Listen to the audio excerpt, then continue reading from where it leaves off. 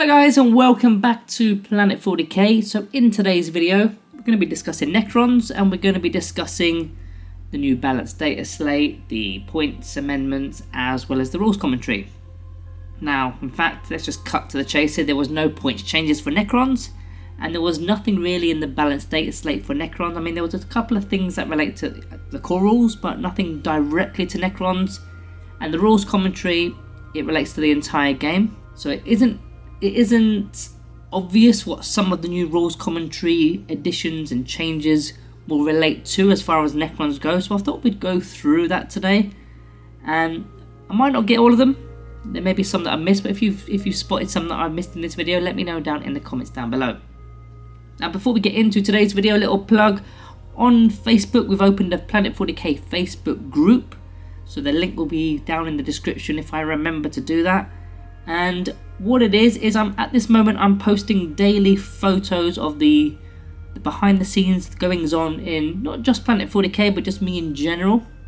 So those of you that are on there, you'll know that I've just come back from Florida, so there's been a daily picture of what I've been up to out in Florida. But there's also behind the scenes painting and things like that. I'm going to be doing it daily. It kind of keeps me motivated to continue with the hobbying side, the painting side, the terrain. I've just got a 3D printer today, so yeah, it's kind of keeping me in with the whole hobby inside. So if you could kindly join that group, that'd be fantastic. Right, so let's get into this. So oddly, they've put in the rules commentary, they've put some changes to a couple of stratagems. I don't know if it's one or two. No, it was two: rapid ingress and the command reroll stratagem. Yet they've amended the fire overwatch stratagem and put that in the balanced data slate. Why are GW doing this? Why can't they put everything into one location? It just makes common sense, doesn't it? It does wind me up a little bit, but you know, we've got to work with what we've got to work with. So it is what it is. So we've already mentioned that there's nothing really Necron related in terms of the balanced data slate, but the fire overwatch stratagem, I just want to quickly go through this one because they've made a slight change to the actual stratagem. Firstly, you now need visibility. I think everyone was doing that anyway, right? To shoot, in order to shoot, you need visibility, but they've actually said it in the stratagem. But more importantly, you can't now target Titanic units. So of course that's going to be our Necron monolith, maybe it's the obelisk, Seraptic heavy construct, and other factions. Maybe you're going up against knights and things like that. So they've clarified that in the balanced data slate. And the second one they clarified in this data slate was Insane Bravery. That's something I didn't actually say in the intro. Insane Bravery, you're now taking it before you're now paying for the CP before doing the Battle Shock test. Whereas before, you rolled the Battle Shock test, and if you failed it, you then said, aha, I've got a CP to spend, and I'm now insanely brave. Whereas now you got to just do it beforehand, so you can't have the chance of actually rolling. You don't get to roll whatsoever. Then of course you just automatically pass. So a slight change to those two stratagems. We will mention another one later on because there's another one in the rules commentary, as we mentioned already. But yeah, there's a whole bunch of new entries in the rules commentary which applies to the game as a whole. So we're going to go through the Necron kind of side to this, starting us off with abilities with the same name. Now, abilities with the same name, excluding aura abilities, can affect units multiple times now. So we've got a few examples within the Necrons Codex. I mean, there's Canoptic Scarab Swarms. I've got the -1 to OC against, as long as they're in the engagement range. So you can now stack that because it's not an aura. You've got Acanthrites, I believe, off the top of my head. If they get critical wound rolls, there's an extra bit of AP. You could potentially stack that. I mean, it's a pretty lousy ability to be honest, but you could in theory stack that. And I think the Obelisk has got one with the Gravity Pulse where you halve movement, advance and charge. I don't know how that would work. You halve it and halve it again. I'm not entirely sure on that one. You'll have to help me out because, you know, this only came out for me yesterday at the time of filming this. So I'm still kind of getting my head around it and I've not got everything in place. But yeah. Now, of course, things like the Canoptic Reanimators, Reanimator Beam, of course, that's an aura, so that's not going to stack. But you've got to be careful with some factions. I mean, I go up against Chaos Demons quite a lot. And Chaos Demon's got the Great Unclean one, which I think is a -1 to toughness. And you can take 3 of those. They're not epic heroes. So if you've got 3 of them, -1 to toughness, and you multiply, you can do it multiple times on a single unit. it starts to get quite filthy. So yeah, you got to watch out for that one. There's going to be plenty of other different units in other factions. I'm presuming Death Guard. I don't know if Death Guard have auras with their -1. I don't know. But you'll find it as you go and as you're playing. The second one is adding models to a unit. All they've done here is they've simply double clarified that you can't reanimate or use reanimation protocols off the battlefield. Which, to be honest with you, we already kind of knew that, because if you actually read reanimation protocols, it says units on the battlefield. And also, not only that, we've got in the Hypercrypt Legion, you've got the stratagem which is called Reanimation Crypts, which allows you to do it in reserves for a CP. So that's the only sort of way around it. They've just kind of clarified it. I think there's probably more reasons than just Necrons. I mean, maybe it's to stop conga lining or things like that. When you're entering the battlefield, you've got to stay within unit coherency. That's kind of the part they've actually outlined in this new amendment, that you've got to stay within unit coherency when adding models. So conga lining will be a no-go. So again, that could apply if you didn't already know to the reanimation stuff off the board. Arriving from strategic reserves in the first battle rounds, this is something new, and in particular for the Night Scythe. So we'll go through this one. So if you've got an ability that allows you to arrive in the first battle round, which is not normally the case, especially with the Leviathan mission pack, you can actually treat battle round 1 as if it's battle round 2, battle round 2 as if it's battle round 3, and so on.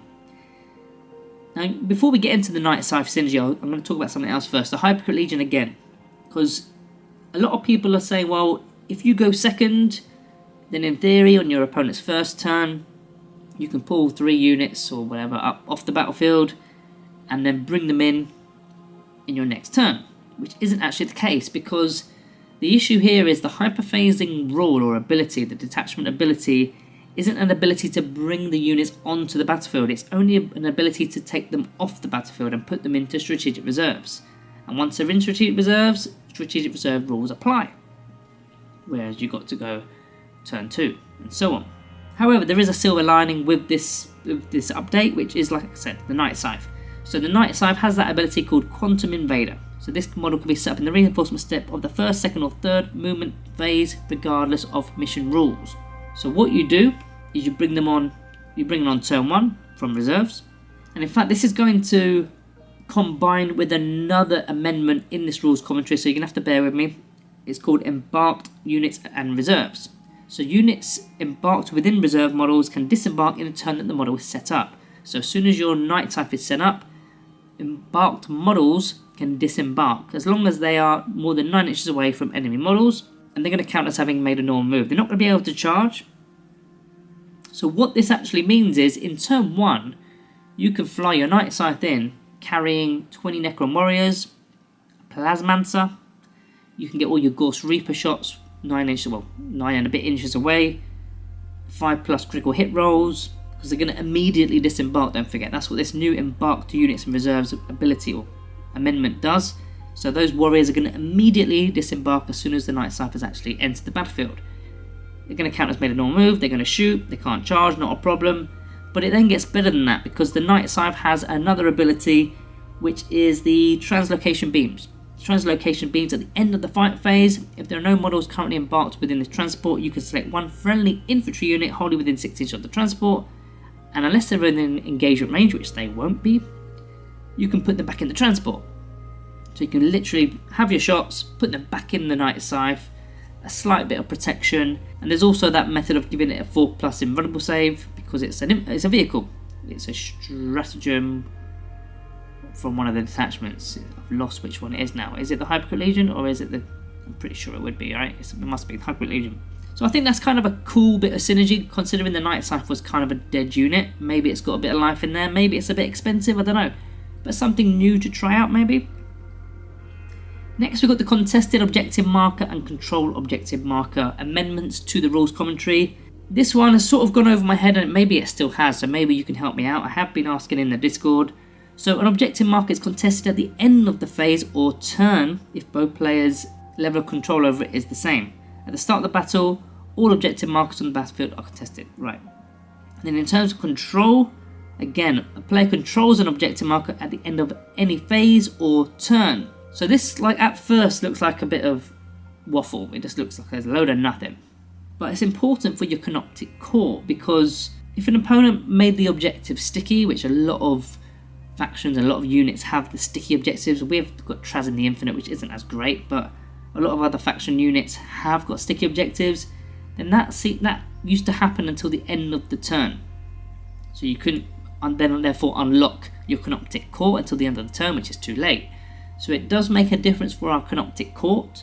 But yeah, I might need a little bit more help with that one. I need to read over it a few more times just to make very sure that I'm getting that right, because it is very wordy when you're comparing it to the core rulebook of how to score objectives or how to hold an objective marker, and then you're comparing it to sticky objective abilities.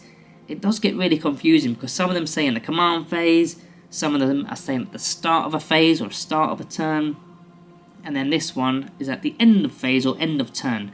So I think we're checking it in all those situations, which again, that could open the Canoptic Court quite nicely. The next one, this one I didn't even know was a thing, to be honest with you. This one's kind of funny. So, do not make an advance roll abilities. So, long story short, if you've got two auto advance abilities where you don't have to roll for it, you can't stack them. You've got to choose one or the other. So what people were actually doing, and again, I didn't know this was a thing, they were using the Translocation Overlord, the new Overlord, and he's got the Translocation Orb, which allows your unit to add 6 inches to the movement instead of advancing. So it's just a straight add 6 to your movement instead of advancing, was what the rule was. Now what people were then doing is adding the Transfer Node Enhancement from the Hypercrypt Legion, and this also adds 6 inches to the movement if you're selected to advance. So what people were doing, they were stacking the Translocation Orb with the enhancement to gain a 12-inch advance.